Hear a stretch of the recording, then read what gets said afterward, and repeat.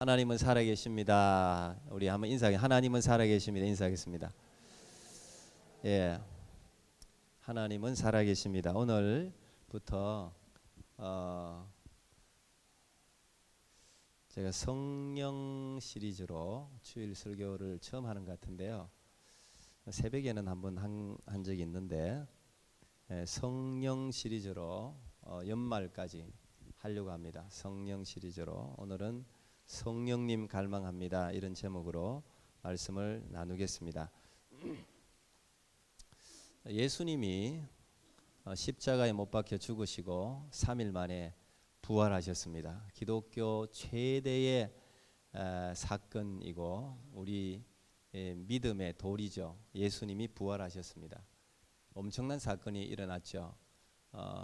그 부활하신 날을 우리가 주일로 지금 지키고 있습니다. 이 부활주일에 예수님 그 저녁에 제자들이 모여 있는데 그 제자들에게 나타나셨습니다. 그리고 부활하신 주님이 두려움에 떨고 있는 그들에게 그들이 꼭 기억해야 될 세 가지 말씀을 전하십니다. 요한복음 20장에 기록되어져 있는데 예수님이 부활하신 예수님이 두려움과 미래에 대한 어둠 가운데 갈피를 못 잡고 있는 제자들이 모여 있는 그 집에 호련히 나타나셔서 말씀하시는 것입니다. 예수께서 또 이르시되 너희에게 평강이 있을지어다. 아버지께서 나를 보내신 것 같이 나도 너희를 보내노라. 이 말씀을 하시고 그들을 향하여 숨을 내쉬며 이르시되 성령을 받으라. 이제 이런 굉장히 부활하신 예수님이 제자들에게 하신 말씀이니까 성경 전체가 다 중요한데 특별히 이 말씀은 굉장히 의미하는 바가 크다고 믿습니다. 세 가지를 말씀하셨어요. 첫 번째는 그들에게 평강이 있을지어다. Peace be with you. 평강이 있을지어다.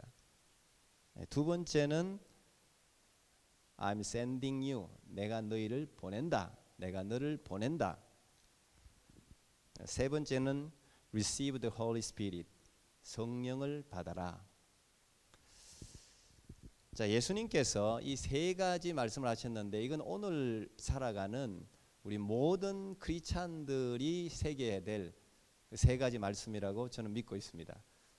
오늘 이 시대를 살아가는 현대인들뿐 아니라 모든 크리스찬들이 지금 잃어버리고 있는 게 peace, 평강이에요.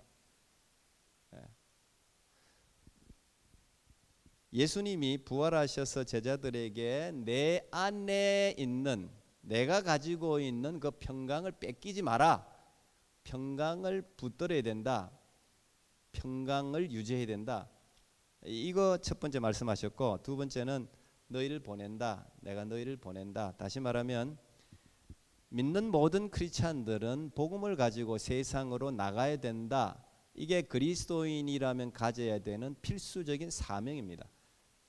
직업이 뭐든 어떤 환경 속에 살고 있든 어떤 인종이든 간에 부활하신 예수님을 믿는 그리스도인들은 모두가 다 세상을 향해서 나가야 돼요.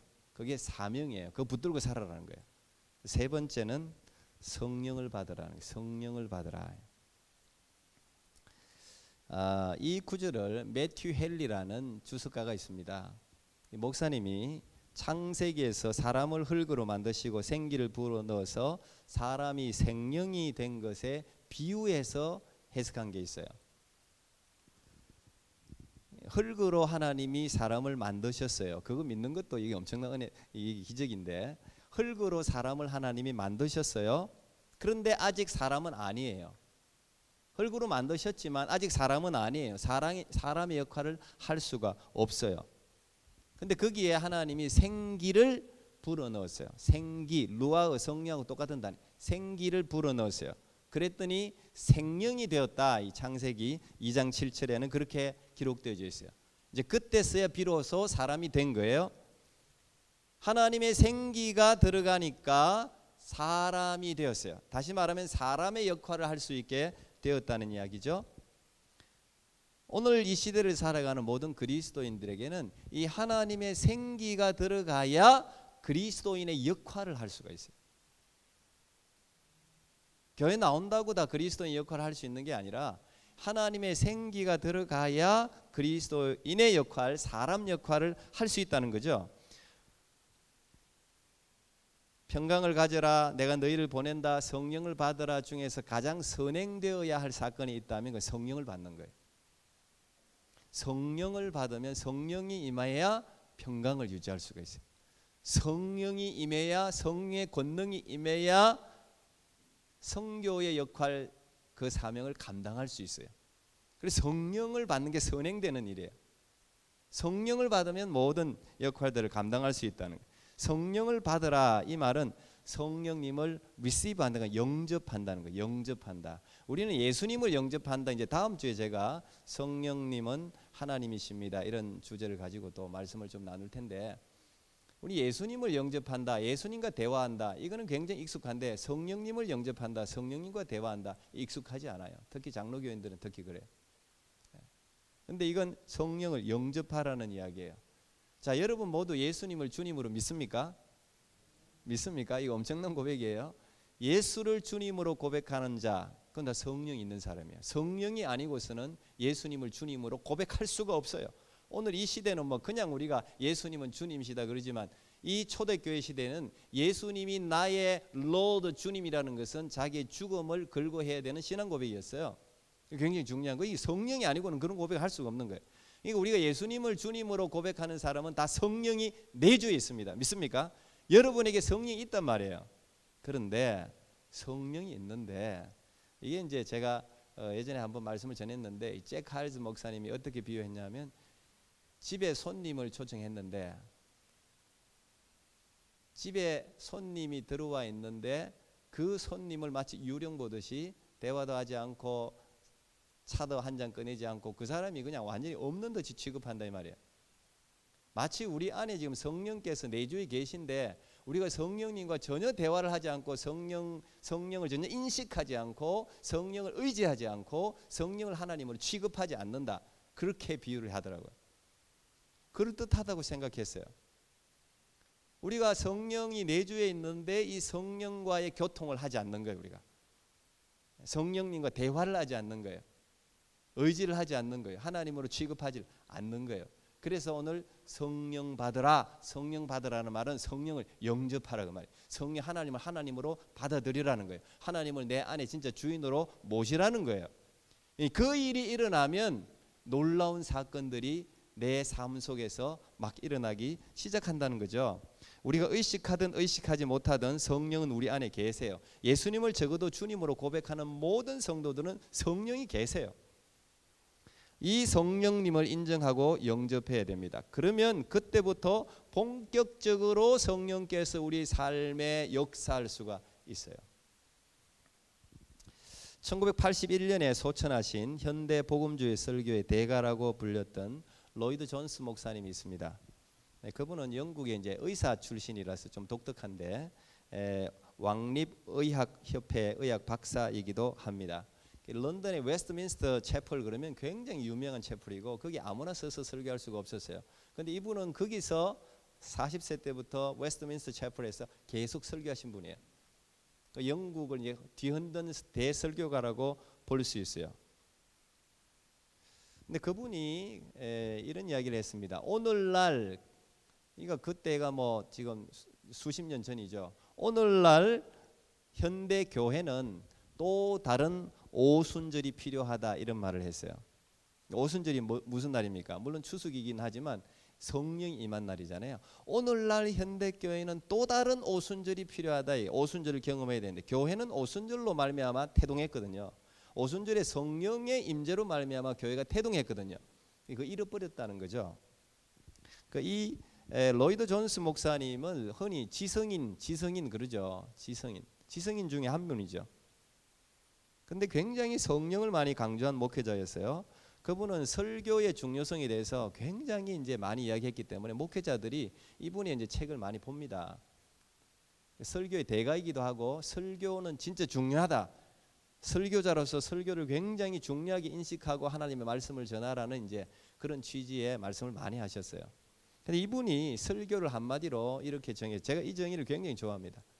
logic on fire 그랬어요. logic on fire. 저는 굉장히 중요한 그 어떤 명제라고 생각해요. 설교는 뭐냐? 불 붙는 논리라는 거예요. 불 붙는 논리. 그 현대인들이 이제 로직하잖아요. 다 로직하게 다 생각을 많이 하거든요. 이게 이제 이성적이고 지성인이라고 생각하거든요.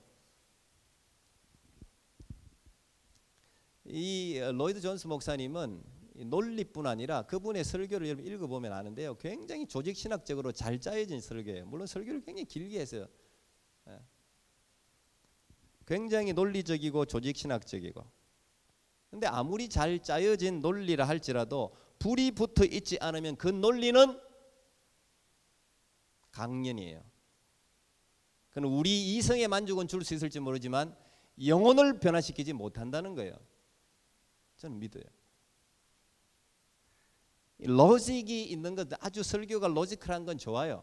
그래야 되죠. 더 많이 공부하고 책을 읽어야 돼요. 그러나 거기에 불이 없으면 설교가 아니에요. 그건 불 붙는 logic on fire, 성령의 불이 있어야 돼요. 설교에. 그 불이 없으면 영혼을 못 바꿔요. 구원의 역사 일어나지 않습니다. 그냥 그 사람 말 잘하네, 논리적이네, 듣기 좋네, 그 정도예요. 그래서 그는 기도와 성령을 무척 강조했습니다. 저는 현대 목회자 그리고 성도들이 정말 꼭 새겨 들어야 할 그런 말이라고 생각합니다. 우리가 때로 이제 여기 있으면 운전을 많이 하죠. 여기는 이제 대중교통이 많이 발전돼 있지 않기 때문에 한국은 진짜 대중교통이 잘 돼 있어요. 그건 정말 박수 쳐줘야 돼요. 그거는 진짜 잘 돼 있어요. 물론 땅덩어리가 좁아서 그렇기도 하겠지만 참 잘 돼 있는 편이에요. 근데 여기는 이제 차가 없으면 불편해요. 근데 장거리 여행을 우리가 갈 때가 있는데 이제 장거리 여행 간다 그러면 저도 마찬가지예요. 대부분 이제 그 차 서비스 센터 가서 일단 체크를 받습니다. 뭐 엔진오일부터 시작해갖고 타이어부터 시작해가지고 뭐 그 안에 이제 여러 가지를 혹시 장거리 여행 뭐 며칠씩 뭐 700km, 1000km, 2000km, 3000km 이렇게 가다 보면 이게 어려움이 있을 수 있으니까 항상 체크를 하죠. 근데 막상 장거리 여행을 하다 보면 이제 차량 점검도 굉장히 중요한데 더 중요한 게 가스 주유더라고요. 이게 기름이 떨어지면 거기 불이 막 들어오면 이게 어디서 주유소가 나올지 모르니까 먼 곳에는 주유소가 잘 없잖아요. 가스 스테이션이 잘 없어요. 그러다 보니까 이게 어디쯤 있나, 이게 불이 딱 들어오면 보통 이제 차가, 그러니까 알고 계세요. 차마다 좀 틀려요. 뭐 어떤 차는 한 3, 40km를 더 갈 수도 있고 불 들어오고부터 하여튼 20km 이상은 더 갈 수는 있는데 뭐 50, 60, 70 이렇게는 가기 힘들죠. 그럼 무조건 기름이 떨어지면 차는 스탑이에요. 아무리 그 차가 무슨 뭐 BMW고 뭐가 좋은 차라고 해도 기름이 떨어지면 그 차는 고철에 불과해요. 고철. 짐이에요. 짐. 저는 신앙생활도 마찬가지로 생각하는데 이 신앙생활은 장거리 여행하고 똑같아요. 오늘 막 쭉만 해가지고 그냥 탁 주님 오셔버리면 얼마나 좋겠어요. 아니에요. 신앙생활은 뭐 장거리예요. 장거리. 언제 주님 부르시는 그날까지 우리가 믿음의 경주를 계속 해야 되는 거예요. 그러면은 수시로 여러분들이 영혼을 점검해야 됩니다. 그렇지 않습니까? 장거리 여행인데 차도 점검하는데 여러분 영혼을 맨날 점검해야죠. 그러니까 교회에서 한 번씩 특별 새벽 기도도 하고 무슨 부흥회도 하고 하는 거예요. 점검하는 거예요. 여러분 점검하는 거예요. 그게 성경 공부도 하고 하는 거예요. 자기 자신을 점검해야 장거리 계속 천국까지 가야 될 거 아니에요. 우리가 예배도 마찬가지 점검하는 거예요. 이게 점검.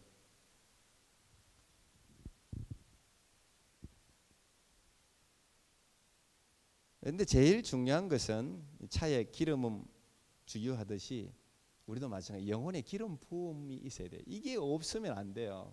뭘 점검, 이 기름 부음, 이게 성령의 역사, 이게 성령이 충만하다는 거예요.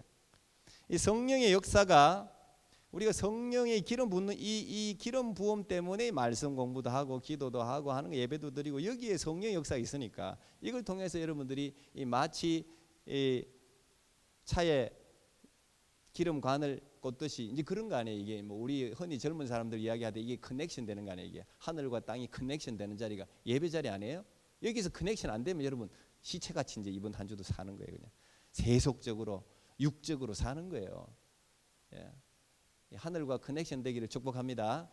예. 오늘 이게 돼야 되는 거예요. 이게 주유를 받아야 되는 거예요. 이게.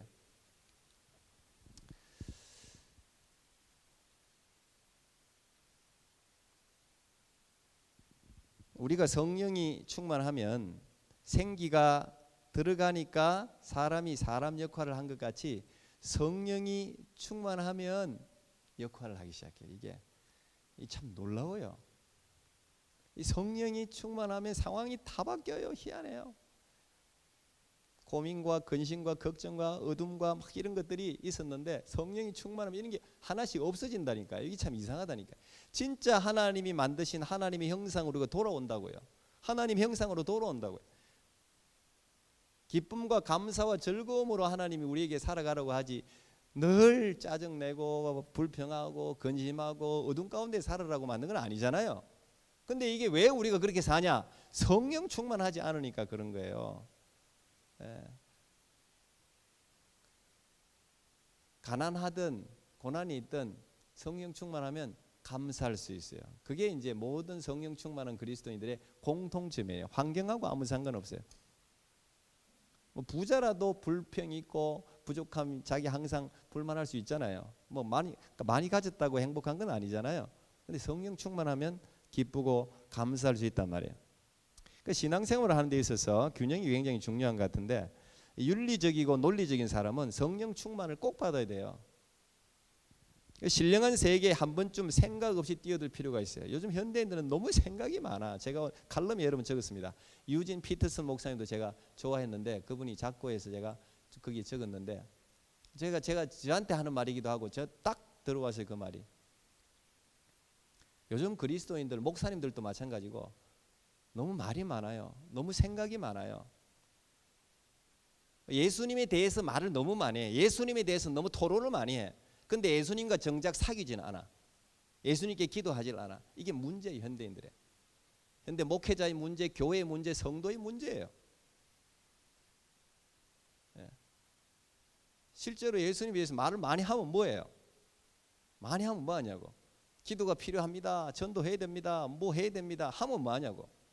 해야지.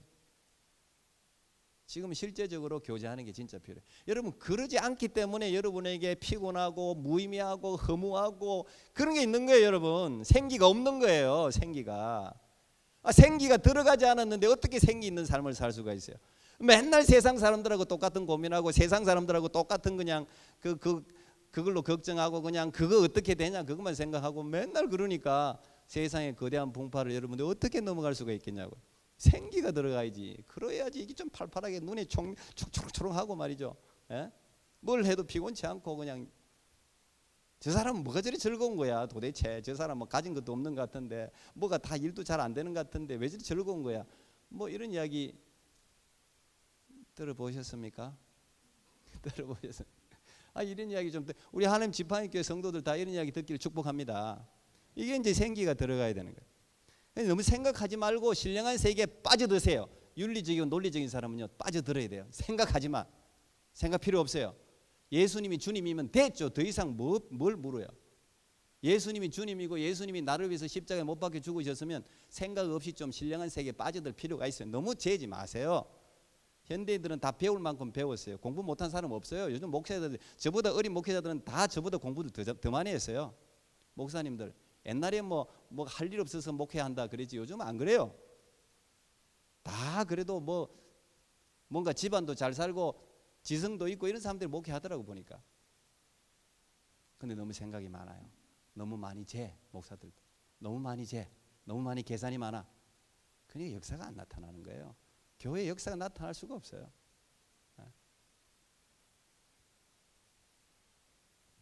그렇지만 또 너무 감성적이고 은사만 추구하는 사람들이 있어요. 너무 감성적. 그러니까 이단에 맨날 이거 휙 넘어갔다가 저 휙 넘어갔다가 피지에 가서 또 뭐 일하다가 뭐 해다 휙휙 넘어가 신천지에 갔다가 어디 갔다가. 감성적이라는 게 나쁜 건 아니에요. 사람은 좀 감성적이라야 돼요. 요즘 너무 건조하기 때문에 좀 감성이 있는 게 좋다고 생각해요. 다혈질 괜찮아요. 다혈질들이 일한다고. 다혈질 아닌 사람은 일 안 해요. 너무 많이 다혈질에 벅벅해갖고 막 베드로가 그러니까 앞장서가 일 실수도 하지만 그런 사람이 있어야 재미있어요. 사는 게. 다혈질이 많아요. 당신이 다혈질입니까? 물어보세요. 그 사람이 있으면 재미있어요. 재미있어요. 예. 무슨 성질은 다 좋은 거예요. 다 좋은 건데 어쨌든 감성적이고 은사만 추구하는 사람은 좀 논리적일 필요가 있어요. 그런 사람들은 좀 가만히 있어가 묵상을 좀 해야 돼. 그런 사람들은 성경을 좀 진득하게 봐야 돼요. 근데 참 희한해, 반대로야. 논리적인 사람이 성경만 계속 보고 있어. 감성적인 사람은 계속 은사만 막 쫓아다니고 있어요. 세미나 쫓아다니고. 좀 바뀌어야 되거든요. 이게 균형을 좀 유지해야 되거든요. 이 개인적으로도 마찬가지고 공동체적으로 시대적으로 다 마찬가지인 것 같아요. 성령의 은사만 추구하는 교회는 사회 정의에 관심이 별로 없어요. 근데 사회 정의에 관심이 많은 사람은 기도 운동에 관심이 없어요. 그건 무식한 사람들이 하는 거라고 생각해요. 예, 한국에 이제 기독교 장로에 요즘 임보란가 목사님 때문에 지금 막 난리던데, 동성애 때문에. 이 기독교 장로의 연합이 다 기독교 장로이잖아요. 이 연합교회가 기독교 장로에 있는 목사님들이 이제 주로 거의 많이 가거든, 연합교회를. 근데 이 기장이 잘하는 게 사회 정의와 인권에 강해요. 동성애 소수 인권이라든지 이런 걸 잘 보호해요. 예, 그거 잘하는 거예요. 근데 한국에 있는 기독교 장로의 기장 교회를 보면요, 전부 다 교세가 열악합니다. 교세가 열악하다고 해서 그게 하나님이 기뻐하지 않는 교회는 아니겠지만 부흥이 안 일어나요. 다 교회가 죽어요. 지금 연합교회 다 죽잖아요. 다 죽어요. 왜 그럴까 생각해 봐야 돼요. 성령을 구하지 않기 때문에 그래요. 기도 운동을 안 하니까 그래요. 근데 예외적으로 기독교 장로의 기장교회 중에서 한국에서 굉장히 이제 아주 부흥한 교회가 있어요. 여러분들도 아실 텐데 한신교회라고 있습니다. 별셋이나 그래가지고 지금은 돌아가셨습니다. 이중표 목사님. 근데 이분은 기장교회인데 기도와 성령을 엄청나게 강조했어요. 기장인데 사회 정의와 인권에 깨어 있는 데다가 거기다가 기도 성령 운동을 하니까 교회가 균형 있게 막 부흥하는 거예요. 엄청난 대형 교회가 됐습니다. 지금도 잘 하시는 것 같은데 그 다음 후임 목사님이. 이 사회 정의와 성령 운동이 만나면 교회가 이제 부흥하게 되어 있어요. 그래서 순봉 교회는 장로 교회에 감사해야 되고 장로 교회는 순봉 교회에 감사해야 돼요. 진보는 보수에 감사해야 되고 보수는 진보에 감사해야 돼요. 이게 서로 균형을 이뤄야 돼요. 한국에 요새 보수 괴물 이런 이야기 나오던데 망하는 거죠. 그러면 보수가 괴멸되면 한국이 되겠어요? 공산주의밖에 더 되겠어요? 이 보수 가치가 얼마나 좋은 가치인데요. 이 진보 가치가 또 얼마나 좋은 가치인데요. 이게 서로 균형을 이뤄야 돼요. 이게 서로 균형을 이루고 적당한 분배로 있어줘야 나라가 정확하게 균형 있게 잘 나라가 운영이 되는 거예요. 이게 한쪽으로 너무 치우치면 안 되는 거예요. 서로 감사해야 되는 거예요. 개인적으로도 영적인 성향도 마찬가지입니다. 기도 은사가 있는 사람이 있고 가르치는 은사가 있는 사람이 있고 구제하고 봉사하는 은사가 있는 사람이 다 있어요. 그러니까 이거 서로 시기하거나 평가하는 것이 아니고 서로 잘 보완하고 배우면 돼요.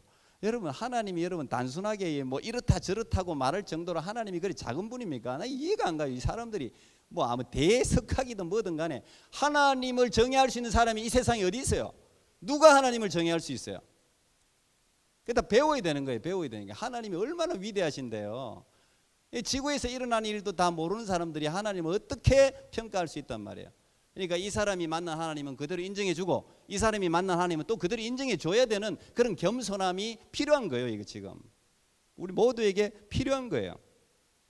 그렇지만 어쨌든 무슨 그 사람이 감성적이든 그 사람이 논리적이든 상관없이 진짜 중요한 한 가지 사실은 어떤 성향이든 간에 성령 충만을 받아야 된다는 거예요. 믿습니까? 어떤 성향이든 간에 성령 없으면 기독교인이 아니에요. 성령 충만을 받아야 돼요. 어떤 사람은 성령 충만이 받으니까 더 지성적으로 가는 사람이 있고 어떤 사람은 성령 충만을 받으니까 기적과 은사가 나타나는 사람이 있고 그건 성령의 은사예요. 나중에 제가 또 설교할 거예요. 그건 성령의 은사예요. 다양한 은사예요. 중요한 것은 다 성령을 받아야 된다는 거예요. 성령 충만해야 된다는 거예요. 성령의 도우심이 없이는 그리스도의 역할을 못합니다. 교회의 역할을 못합니다. 하나님 나라 못 이룹니다. 그건 하나님이 만드신 법칙이에요. 성령이 있어야 돼요. 성령이 충만해야 돼요. 현대 모든 교회와 현대 성도들이 맨날 듣는 이야기가 뭡니까? 비평적으로 듣는 이야기가 뭡니까? 경건의 모양은 있는데 경건의 능력이 없다는 거예요. 목사들도 이야기하고 성도들도 이야기해요. 서로 또 그것 갖고 위로하기도 해요. 위로받을 게 아니에요. 경건의 능력을 찾아야 되지. 경건의 모양 갖추고 있는 것도 감사한 일이지만 경건의 능력이 있어야 돼요. 제가 이번에 한국 다녀오면서 진짜 제가 더 분명해진 사실이 영적 권능을 받아야 되는구나. 영적 권능을 받아야 되는구나. 제가 몇 번 이야기했지만 한국 강단이 가장 부족한 게 영적 권능이더라고요. 한국 강단에 박사 출신이 점점 절배해졌습니다. 박사 많아요. 절배해졌어요. 학식과 인품을 갖춘 목회자들이 많아졌어요. 요즘 목회자들은 다 학식도 있고 인품도 있어요. 요즘 목회자들요. 다 그래도 사회에 그냥 일반적으로 나가면 다 그래도 인정받을 만한 그런 사람들이에요. 퍼스널리티가 좋아요. 다 목사님들 개인적으로 만나보면 다 좋아요. 제가 뭐 모든 목회자를 평가할 수는 없지만 과거 힘들었던 목회자들에 비하면 교회가 매우 신사적이고 아주 이성적인 수준에 올라왔다고 볼 수 있어요. 근데 한국 교회는 더 어려워졌어요. 목사님들 퀄리티는 더 좋아졌는데 한국 교회는 더 어려워졌어요. 맨날 싸우고 분쟁하고 부패하고, 예? 교회는 한국 사회로부터 조롱받는 수준의, 한국 교회가 그냥 완전히 뭐 언론들이 그냥 대놓고 이 교회 건드렸다가 저 교회 건드렸다가 왜 그럽니까? 한국 교회가 하나가 안 되거든. 맨날 자기들끼리 싸우거든. 보수 진보끼리 싸우고 뭐 붙여놓으면 재밌거든요. 한국 교회 건드리는 게 제일 재밌어. 캐톨릭은 그렇게 못 건드려요. 교황으로부터 하나가 딱 돼 있으니까. 불교도 마찬가지야. 힘이 있으니까 잘 못 건드려요. 교회는 어떻게 보면 그만큼 교회가 민주주의라고 보면 돼. 좋은 거예요. 어떻게 보면 사실은 공산주의가 아니라 이 말이에요. 저는 그 원인이 어디에 있을까? 그 원인이 굉장히 다양하겠죠. 목회자들의 오만과 고집부터 시작해서 교회 안에 세속주의, 인본주의 엄청나게 많이 침투했죠. 세상이나 교회나 구분이 잘 안 가요. 구별이 잘 안 가. 세상에서 존경받는 사람이 교회에서도 존경받고, 물론 이제 둘 다 존경받으면 좋지만 그 기준을 똑같이 된다는 건 말이 아니죠. 예. 어쨌든 세속주의가 한국 교회에 너무 많이 들어왔어요. 많은 이유가 있는데 저는 그냥 하나를 찍으라 그러면 나는 오늘 이 교회의 영적 권능을 잃어버렸다고 생각해요. 성령의 충만함이 없어요. 목회자의 권위의식은 당연히 사라져야 됩니다. 그것 때문에 장로님들, 성도들이 막 혀를 둘렀어요. 이 보통 사실 굉장히 소수의 대형교회나 여기에 해당되는 건데 이걸 너무 보편화시켜 버려서 언론들이, 여러분 속지 마세요. 대부분 교회 목사님들 훌륭해요. 대부분 다 힘들고 어렵게 정말 사명을 가지고 소명을 가지고 힘들게 목회한다고요. 그걸 알아줘야지. 몇 교회, 그것도 몇 프로, 3%, 5% 안에 드는 그 교회 몇 교회 그냥 대놓고 그걸 전체 보편화시켜 버리가 모든 목사님들 매도하면 안 되죠. 얼마나 훌륭한 목사님들이 많은데요. 그런 교회가 이제 막 권위주의 이건 이제 젊은 사람들도 싫어하는 거예요. 정치권도 마찬가지, 사회도 교회도 마찬가지. 목회자의 권위의식 이건 난 사라져야 된다고 생각해요. 그리고 요즘 이민 목사님들을 한국이 많이 불러가는 이유가 이민 목사님들이 한국에서 목회하는 목사님들에 대해서 비해서 권위의식이 없대요. 그걸 장로님들이 좋아하는 거예요. 우리는 이미 탁 돼 있어 그냥. 저는 조금 아직도 고개가 좀 뻣뻣합니다만은 하면 이렇게 우리는 뭐 이게 이렇게 안 하면 안 되니까 이민 목회가 뭐 나쁜 건 아니에요. 그런데 여러분 목사님들 너무 그렇게 만들지 마세요. 권위의식은 당연히 목회자 스스로부터 개혁하고 자정하고 없애야 돼요. 그게 다 하늘로부터 내려오는 건데 자기가 무슨 뭐 예수님도 아니고 그게 자꾸 이단되죠. 그러니까. 그런데 권위의식은 없어져야 되지만 목회자의 영적 권능과 권위는 있어야 돼요. 목회자의 영적 권위, 여러분 강대상에서 말씀을 전하는 사람이 권위 없이 어떻게 말씀을 전해요? 이 권위 사라지면 강단이 끝이지. 안 그래요?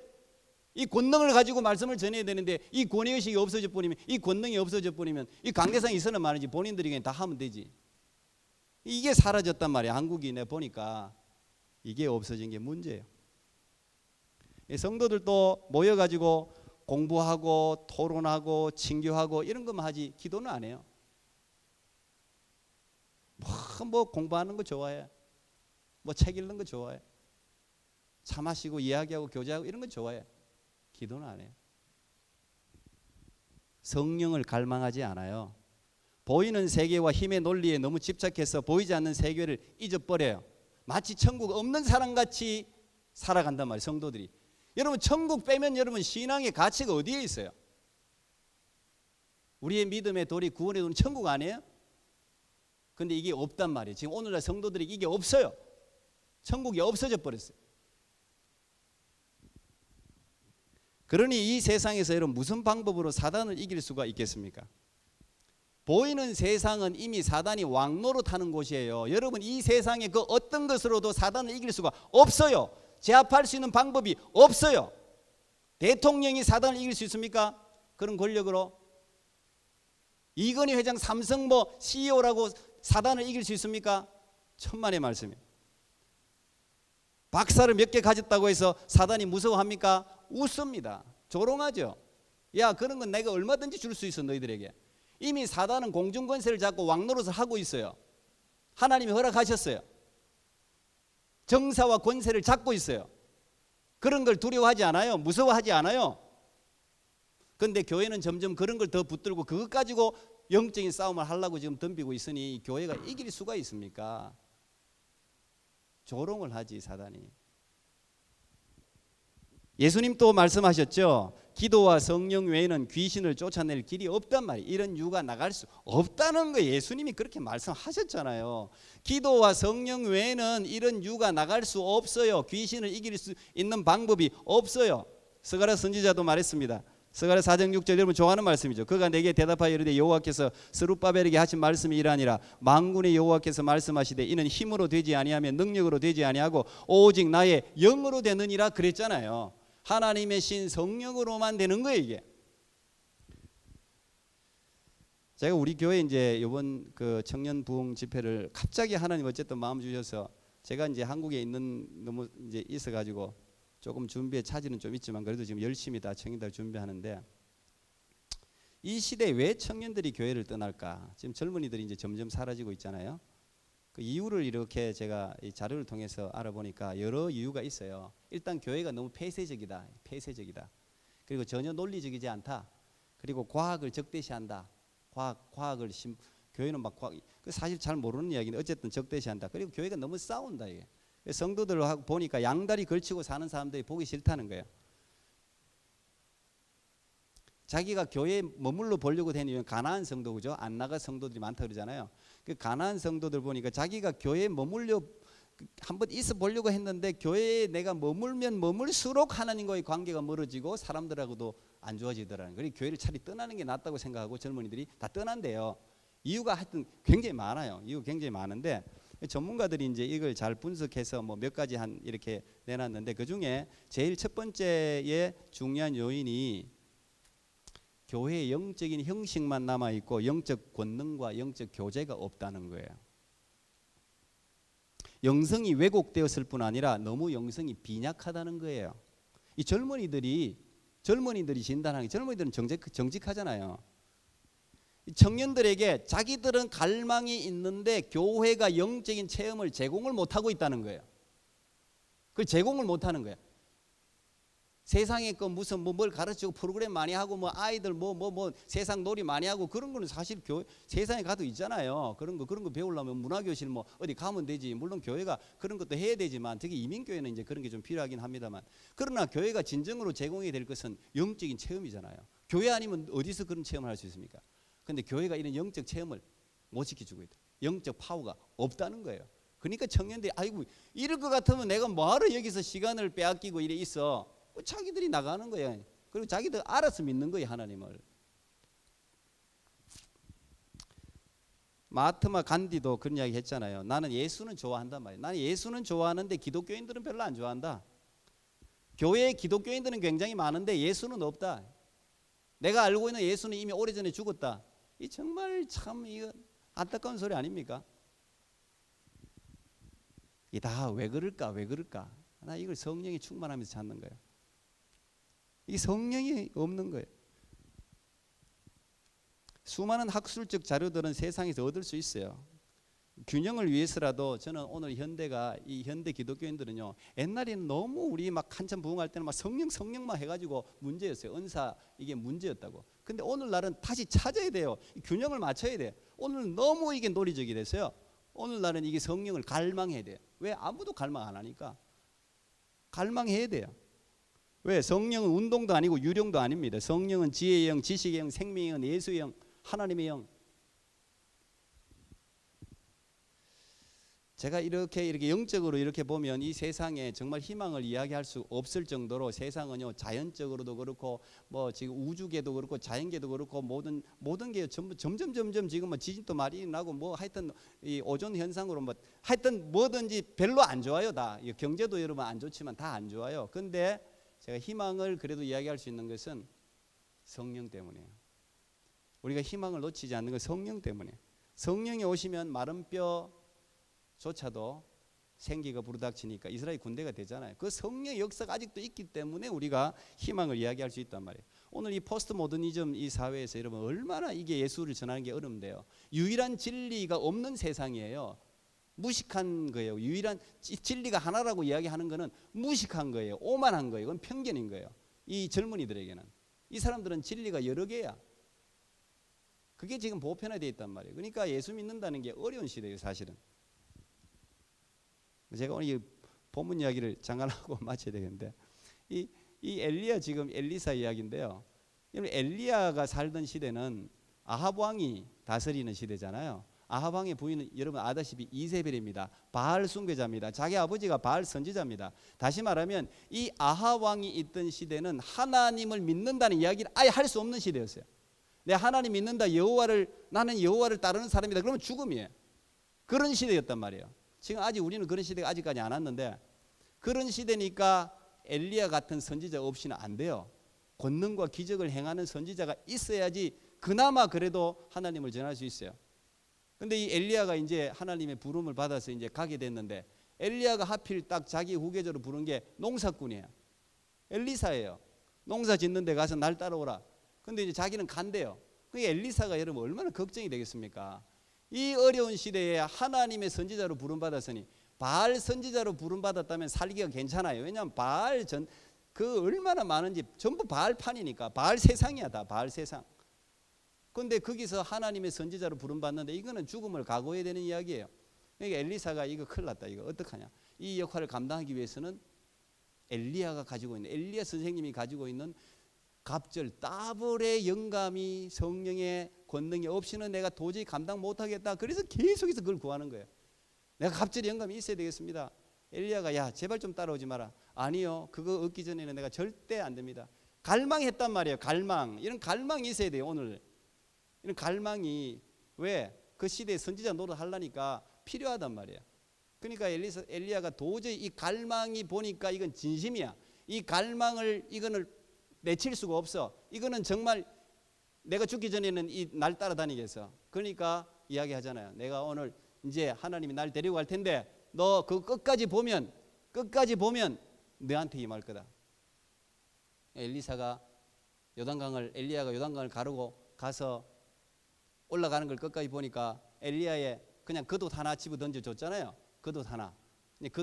그게 겉옷 자체가 무슨 뭐 큰 효험이 있는지는 내가 잘 모르겠습니다만 믿음으로 받은 거죠.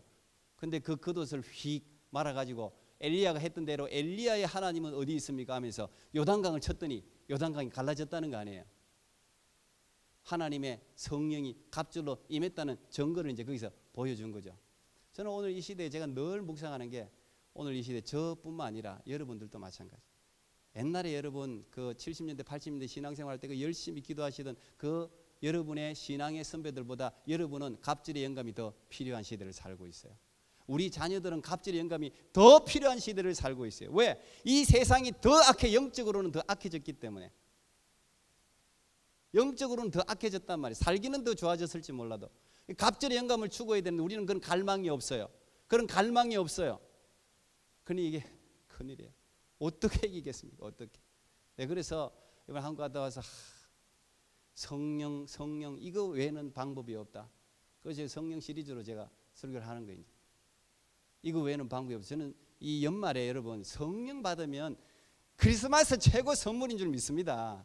성령이 최고 선물이지 뭘 더 구해요. 오늘 보면 구하라 그래서 끈기 있게 구하면 엘리사처럼 받는다는 거예요.